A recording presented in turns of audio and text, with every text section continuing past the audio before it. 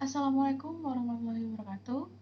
Mohon izin Ibu, mohon izin rekan-rekan, izin untuk mempresentasikan hasil kerja dari kelompok kami, yaitu tentang biaya bahan baku langsung.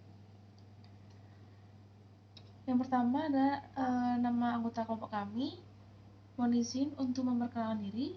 Nama Taruni Muda Putri Brilian Skarsafira, notar 2101303 dengan nomor absen 18.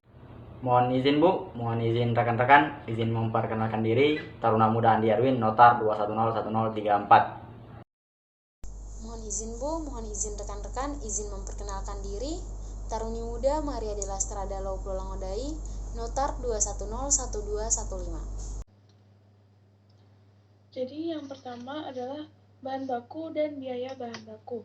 Apa sih yang dimaksud dengan bahan baku? Bahan baku adalah suatu bahan yang digunakan untuk membuat produk. Dan biaya bahan baku adalah seluruh biaya untuk mendapatkan bahan yang digunakan dalam proses industri sampai dengan bahan tersebut siap ataupun jadi. Besarnya biaya bahan baku ditentukan oleh biaya perolehannya, yaitu dari pembelian sampai dengan biaya dapat digunakan dalam proses suatu produksi. Dan selanjutnya adalah biaya bahan baku langsung atau biasa disebut dengan direct material. Biaya ini merupakan pengeluaran yang dilakukan untuk pemakaian bahan baku produksi utama yang terkait langsung dengan produk yang akan dihasilkan.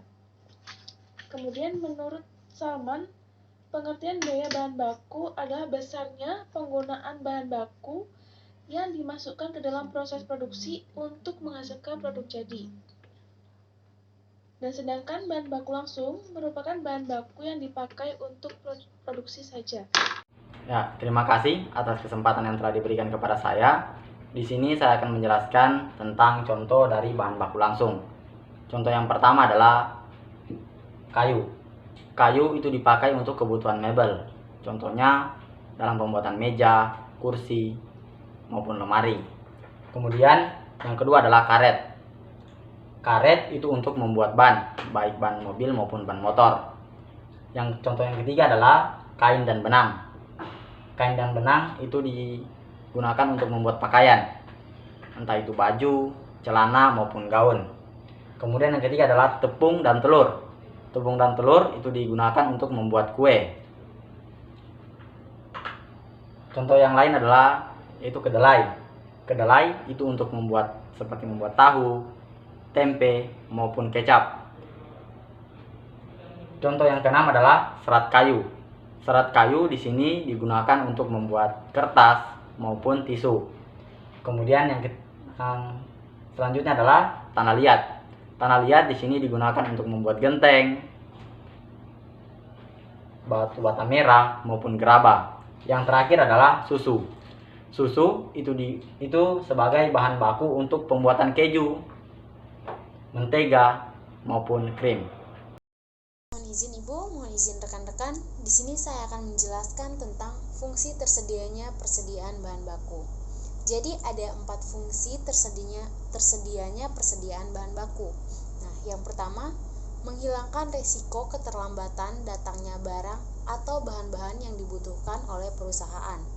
Yang kedua, mengadakan persediaan atau stok bahan-bahan yang dihasilkan secara musiman, sehingga dapat digunakan bila bahan itu tidak ada di dalam pasaran. Yang ketiga, memperlancar operasi perusahaan serta mengoptimalkan penggunaan mesin pabrik atau perusahaan. Yang keempat, memberikan pelayanan kepada pelanggan sebaik-baiknya. Selanjutnya yaitu untuk menghitung bahan langsung, kita dapat menambahkan bahan awal langsung dengan pembelian bahan langsung dan mengurainya dengan bahan langsung akhir. Nah, contohnya seperti ada sebuah perusahaan roti memiliki stok tepung senilai 3 juta pada awal tahun.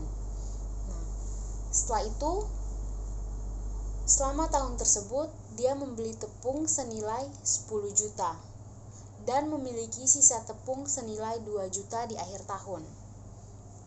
Jadi, biaya bahan baku selama periode tersebut adalah 3 juta ditambah dengan 10 juta Nah, dikurangi dengan sisa tepungnya yaitu 2 juta. Maka biaya bahan baku selama periode tersebut adalah 11 juta. Sekian presentasi dari kelompok kami. Terima kasih.